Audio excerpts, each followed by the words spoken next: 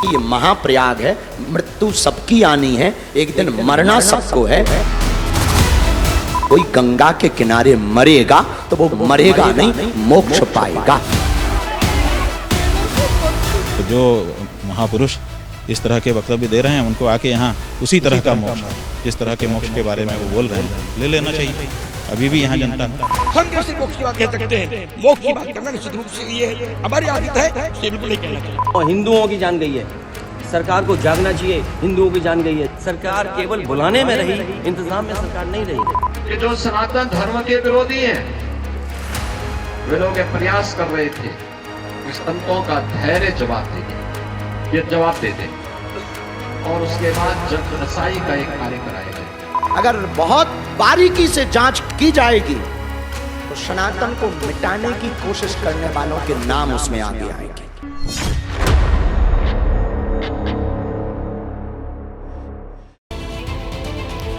महाकुंभ की भगदड़ में श्रद्धालुओं की मौत को लेकर लगातार सियासत गर्म है, क्योंकि 28 और 29 जनवरी की दरमियानी रात जो भगदड़ वहां पर हुई उसमें 30 लोगों की जान चली गई। अब महाकुंभ की भगदड़ में श्रद्धालुओं की मौत को बागेश्वर धाम के पीठाधीश्वर धीरेन्द्र शास्त्री ने मोक्ष से जोड़ दिया है और कहा कि गंगा के किनारे जो मरेगा उसे मोक्ष की प्राप्ति होगी। अब धीरेन्द्र शास्त्री के इसी बयान पर संत संग्राम छिड़ चुका है।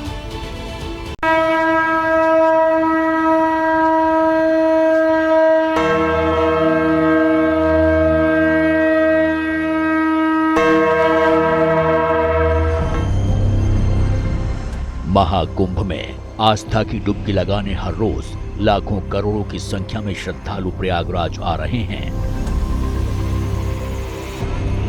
टीवी स्क्रीन पर 3 तस्वीरें हैं। पहली उस भगदड़ की है जिसमें 30 लोगों की जान चली गई। दूसरी भगदड़ के बाद के खौफनाक मंजर की है जिसे देख मन वेदना से भर जाता है। तीसरी तस्वीर अपनों की राह देखती बेबस आंखों की है, क्योंकि कई लोग ऐसे हैं जिन्हें अपनों की डेड बॉडी तक नहीं मिली। उन्हें पता भी नहीं कि वो जिंदा हैं या मर गए।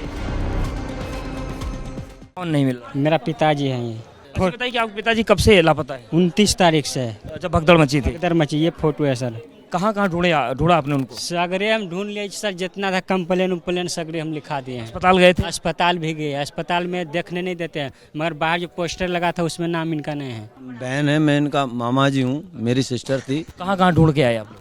मैंने मेले में सभी सेक्टर देखे हैं, 4-5 सेक्टरों में मैं घूम चुका हूँ। अस्पताल में नाम नहीं मिला? विश्वास तो दिलवा रहे सर। उनके रहा वीडियो डल रहा है, अभी तो मैं बता पाएंगे। उनके पास मोबाइल भी नहीं है। नंबर है लेकिन याद नहीं है उन्हें। भगदड़ में मरने वालों को लेकर हर कोई अपनी संवेदनाएं व्यक्त कर रहा है। चले गए तो दुख है, पर जाना तो सबको है। लेकिन बागेश्वर धाम के पीठाधीश्वर पंडित धीरेन्द्र शास्त्री ने विवादित बयान देकर भगदड़ की मौत को मोक्ष से जोड़ दिया है।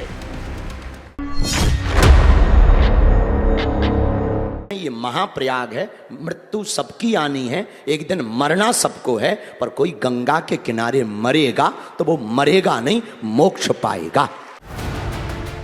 जिस कार्यक्रम में बागेश्वर बाबा मोक्ष वाला ज्ञान दे रहे थे उसमें बड़ी संख्या में साधु संत भी मौजूद थे।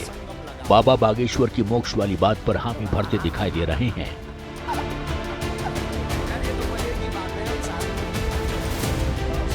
सोशल मीडिया पर बागेश्वर धाम का यह बयान काफी चर्चा में है, लेकिन संतों को बागेश्वर धाम का मोक्ष वाला ज्ञान रास नहीं आ रहा है।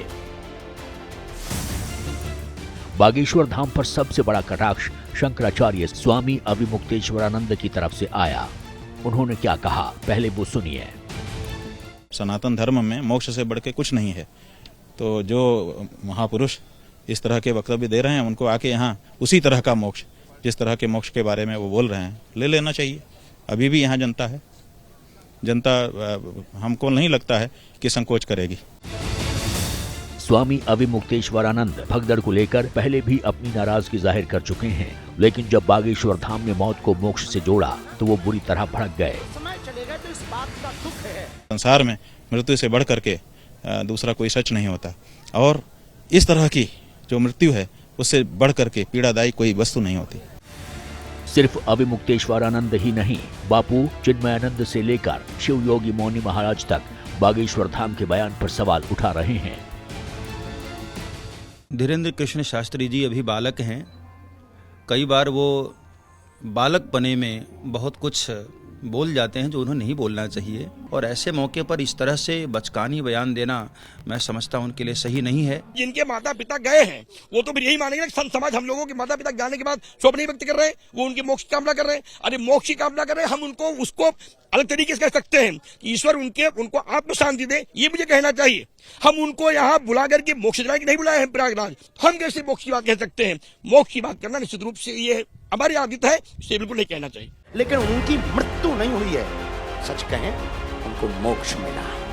सवाल यह है कि क्या चौतरफा विरोध के बाद बागेश्वर धाम अपने बयान पर किसी तरह का कोई खेद प्रकट करेंगे?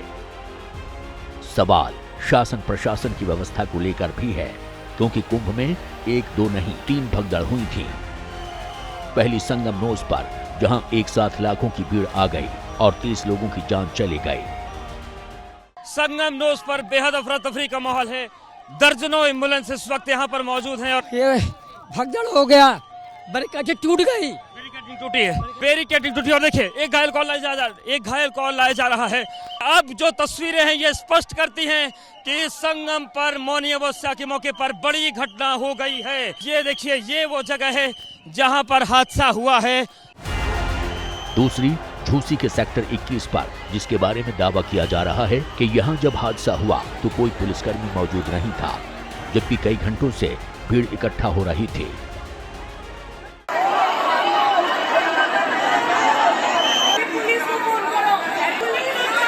3 बजे से यहाँ पर भीड़ बची इकट्ठी हो गई थी, इस तरफ से इस तरफ से इस तरफ से इस तरफ से, चारों तरफ से। और लोगों को जाना किस तरफ था? लोगों को अलग अलग लोग चल नहीं पा रहे थे, इतनी क्राउड थी और एक तरफ भी बैरिकेडिंग नहीं था। तीसरी पंटून ब्रिज पर जहां इतनी भीड़ आ गई, ब्रिज का एक बड़ा हिस्सा ही टूट गया, जिसकी वजह से चारों तरफ अफरा तफरी मच गई थी और भगदड़ जैसे हालात बन गए थे। संगम नोज से कुछ घंटे पहले पांटून पुल नंबर 20 पर इस तरफ यहां भी जबरदस्त तरीके से भगदड़ हुई थी। सैकड़ों की संख्या में लोग कुचल गए थे। ये तो बहुत अच्छा था कि जो आप यहां पर तीर्थ पुरोहित देख रहे हैं, जो दुकानदार देख रहे हैं और जो आसपास के अन्य लोग थे, उन्होंने इसमें बहुत अच्छी भूमिका निभाई थी, जिसकी वजह से तमाम लोगों की जिंदगियां बची हुई थी।